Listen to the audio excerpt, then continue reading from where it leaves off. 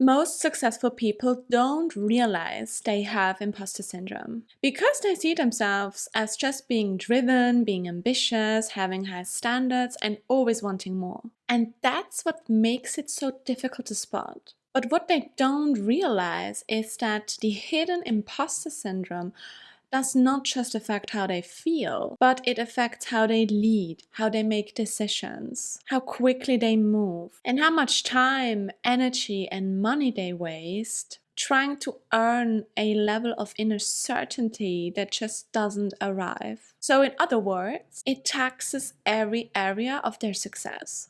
And the very symptoms of imposter syndrome get mistaken for the traits that created success in the first place. So before you assume that what you're experiencing is just the price of success or it's just a part of being successful, let's look at the 7 signs, if I can make that, that you have imposter syndrome despite success. And if you are secretly afraid that getting rid of imposter syndrome will make you less ambitious or lazy or complacent, then watch till the end of this video where I'm going to dispel that myth. So sign number 1, the finish line just keeps moving. Have you ever caught yourself in thinking that once you're going to hit that big goal that you're reaching for, that once you hit it, you will finally feel successful and you will finally feel like you belong. And then you hit that goal and for about 5 minutes, you feel really good.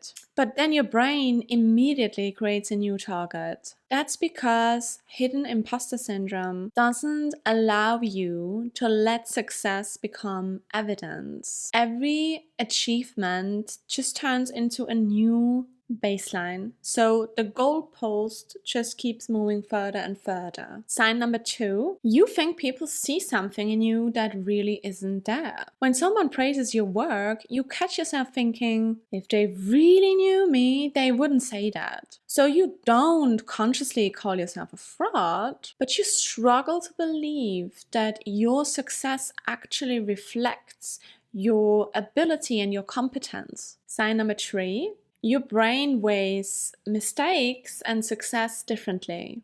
What do I mean by that? Let's say you close 10 clients, right? This is great.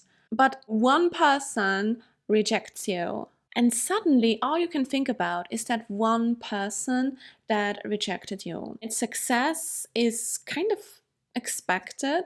Yeah, it's kind of normal for you to be successful. But once you make a mistake or once things don't go as planned, you just see that as evidence of your inferiority.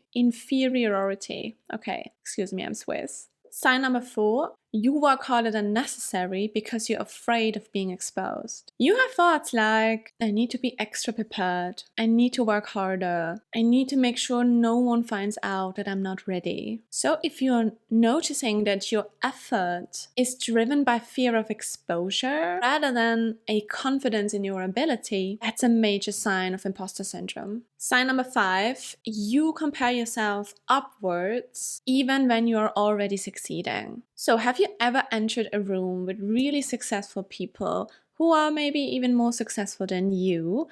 And once you enter that room, suddenly you just feel small and you really question if you belong here, or maybe you hear about how much money they're making compared to you, how much revenue they have, and suddenly all of your achievements just don't seem real anymore. And you just feel like that small person who doesn't really belong to these big people. So your brain just starts immediately ranking everyone and trying to finding reasons why they are somehow more qualified than you. Or let's make another example. Let's say you're really doing exceptionally well for yourself, but there is this one person that just seems to be doing better than you. And instead of looking at the hundreds of people that are behind you, you just only see the one who is ahead of you. So sign number 5 is about your brain using comparison as evidence that you're just not enough yet, or that you're not enough in general. Then sign number 6, this is a big one. This is a huge one, because sign number 6 is you struggle to internalize evidence of your competence. How does that look like? Well, imagine you have a client and that client is doing really well since working with you. And instead of thinking, hey, I really contributed to their success, you catch yourself thinking, oh, well, they were just really committed, or they are just really smart. It's not really me who contributed to their success. Or another example of this would be you are achieving something really significant, and instead of really seeing it for what it is, you catch yourself thinking, oh, I was just lucky, I was just at the right place at the right time, that was just my connection, that's just because of my circumstances, anybody could have done that. Or another great example, imagine someone else had your exact same results, had the exact same success as you. You would probably call them successful, yeah, right? If you imagine they are in your place, this other person is immediately seen by your brain as the successful person they are, but somehow when it comes to you, you don't have the same reaction. You are not that successful person in your own eyes.